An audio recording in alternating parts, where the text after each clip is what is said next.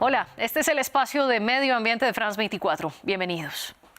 A pesar de que la Amazonía se acerca al punto de no retorno, los estados que la conforman siguen sin tomar muchas acciones concretas para protegerla. 8 de los 9 países del bioma se reunieron en Bogotá, en la quinta cumbre amazónica. La declaración final habló de cooperación, pero no hubo metas en cuanto a la deforestación, los combustibles fósiles y la minería. Y en 2024, con 3,3 millones de hectáreas taladas, la Amazonía tuvo su segunda mayor deforestación después del máximo registrado de 2016, según Global Forest Watch. Y con menos árboles se afectan los ríos voladores. Esto es la humedad atmosférica que absorben los bosques y luego bajan al suelo en forma de lluvia para nutrir de agua a grandes ciudades sobre los Andes, como Sao Paulo, Bogotá, Caracas, Quito o Lima. Así lo explica el reporte Amazonía en Disputa, de la Fundación para la Conservación y el Desarrollo Sostenible y el Instituto Igarapé.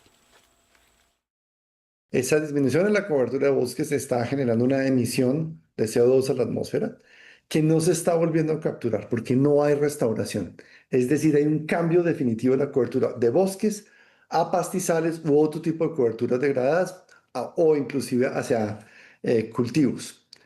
El segundo elemento es esa degradación va aumentando por procesos de contaminación, de degradación de suelos, por contaminación también de aguas, y se va extendiendo como una gran mancha, digamos, lo que va imposibilitando que los ecosistemas estén a plenitud y por lo tanto tampoco en términos de captura de CO2 estén en toda su capacidad. Entonces, lo que estamos teniendo es un aumento en la liberación de CO2, una disminución en la capacidad de retención, ¿cierto? Y adicionalmente un elemento que es crítico y es que aumenta la temperatura. ¿Sí? O sea, a nivel regional, a nivel local también, en términos de microclimas, estamos empezando a encontrar bolsas de calor. Bolsas de calor porque se está perdiendo la capacidad refrigerante de los bosques, principalmente, y de la capacidad de retención de esa humedad. Otra preocupación son los hidrocarburos. El Instituto Internacional Arayara reportó que para junio de 2025 había 841 bloques de petróleo y gas en la Amazonía. Casi el 38% de ellos están en exploración o en explotación, la mayoría en Ecuador y Brasil. Allí pueblos indígenas se oponen, pero los proyectos avanzan. El bloque 43 en Yasuní sigue operando, a pesar de que en 2023 los ecuatorianos votaron un referendo para que se frenara. Y el gobierno brasileño subastó 19 áreas en la desembocadura del río Amazonas. Nosotros hace 2 años en Ecuador dijimos más del 60% de población que no queremos más la quema de combustibles fósiles en nuestro territorio. No fue un tema solo de pueblos indígenas, sino a nivel nacional. No se está cumpliendo esa sentencia que ya se ha venido relegando hace más de 2 años. Lo que estamos implementando ahora es acciones desde los territorios para pedir a la Corte de Justicia de Ecuador que haga cumplir la sentencia a los ministerios. Sin embargo, vemos un retroceso porque el mismo Ministerio de Ambiente, que estaba encargado de hacer este proceso, ahora se fusionó con el Ministerio de Energía y donde se encuentra la explotación petrolera. Entonces no vemos una voluntad política, técnica ni administrativa del Estado. Lo que a gente espera es que no aconteça a exploración de gas. Lo que esperamos es que no haya exploración de gas y de petróleo en la desembocadura del río Amazonas, porque allí viven muchos indígenas, parientes indígenas, y todos ellos se afectarán, porque los bloques están muy cerca de áreas indígenas, pueblos indígenas, costeros y quilombolas, y todos ellos dependen de la costa, principalmente los pescadores. Da Foz do Amazonas, principalmente los pescadores. Y la alimentación de los indígenas corre mucho riesgo si ocurre hoy la exploración de petróleo en la desembocadura del río Amazonas. A esto se suma la minería ilegal en la Amazonía. La región tiene la mayor abundancia y diversidad de minerales en todo el mundo, según la FCDS y el Instituto Igarapé. Por eso Rodrigo Botero habla de la Amazonía como una víctima del comercio mundial y de la falta de regulación.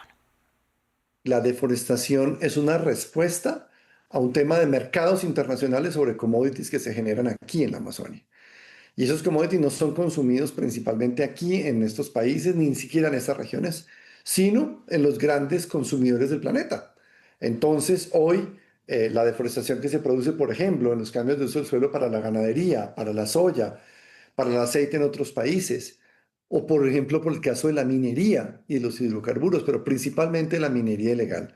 Es un asunto de responder a grandes demandas comerciales de los países industrializados. Ahí es donde están los responsables. Y allí hay un cruce de economías legales e ilegales, porque gran parte de estos productos que deberían tener una debida diligencia, que deberían tener sistemas y exigencias de trazabilidad a los países oferentes, hoy por hoy eso no está sucediendo. Si no es un acuerdo global, es imposible. Y es imposible porque hoy por hoy tenemos la demanda más importante de la historia en productos como el oro, que es el principal financiador de todas estas economías ilegales, de hecho de grupos armados que tienen un control de gobernabilidad sobre gran parte de la región amazónica. Lo segundo, ese flujo del narcotráfico que sale de estas regiones y que es demandado principalmente en Estados Unidos y en Europa, también es un elemento que está incidiendo en que el lavado de esos activos del narcotráfico se vaya en destrucción de bosques y en transición hacia agrocommodities o hacia ganadería o otro tipo de inversiones.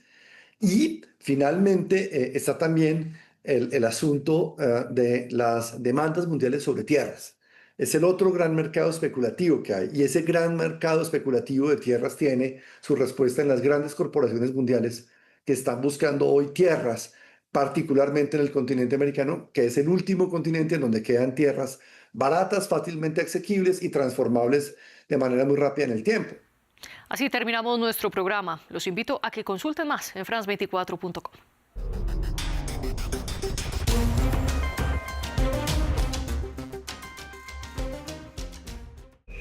Bienvenidos a Corresponsales, el programa de France 24 que los invita a dar una vuelta al mundo de la mano de nuestra red de periodistas. Cada semana, una vuelta al mundo con los reportajes de los corresponsales de France 24. Corresponsales en France 24 y france24.com.